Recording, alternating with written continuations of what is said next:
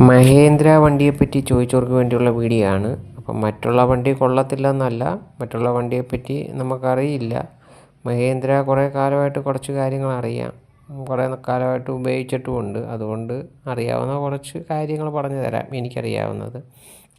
അപ്പം മഹേന്ദ്രയുടെ ചരിത്രം എടുത്തു കഴിഞ്ഞാൽ ഐറൂഫ് തൊട്ട് ഇപ്പോൾ ക്രൂസിയോ എന്ന് പറയുന്ന വണ്ടി വരെ നിൽക്കുകയാണ്.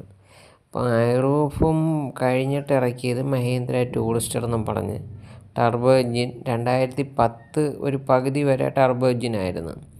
അത് കഴിഞ്ഞ് CRD ആയി.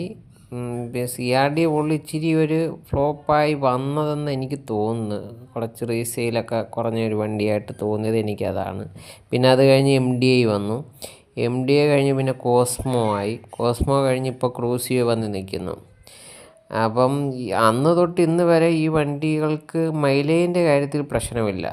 മറ്റുള്ള വണ്ടികളെക്കാട്ടിലും മൈലേജ് ഉണ്ടെന്നാണ് എൻ്റെ വിശ്വാസം.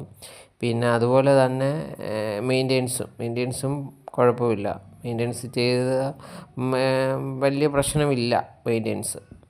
പിന്നെ അതുപോലെ തന്നെ ഈ വണ്ടികൾ ഇപ്പം പുതിയ വണ്ടിയുടെ കുറച്ച് ഗുണവും ദോഷവും ഞാൻ പറഞ്ഞുതരാം. ക്രൂസിയോടെ പുതിയ വണ്ടിയിൽ ഇപ്പം ഗുണമായിട്ട് പറയുകയാണെങ്കിൽ യാത്രാസുഖമുണ്ട് വണ്ടിക്ക്, പഴയ വണ്ടികളെ അപേക്ഷിച്ച്. പിന്നെ 2 ഡ്രൈവർമാർക്ക് ഒരു കംഫർട്ടുണ്ട് ഓടിക്കുന്നതിന്, നല്ലൊരു സുഖമുണ്ട്. നമുക്ക് വണ്ടി ഓടിക്കുന്നതിനും വലിയ ക്ഷീണമൊന്നും അനുഭവപ്പെടുന്നതായിട്ട് എനിക്ക് തോന്നുന്നില്ല, ലോങ്ങൊക്കെ പോയിട്ട് വന്നാലും.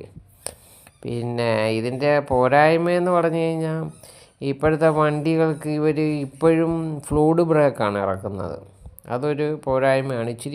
ഇച്ചിരി കൂടുതലായാലും എയർ ബ്രേക്ക് ഇറക്കിയായിരുന്നെങ്കിൽ കൊള്ളായിരുന്നു.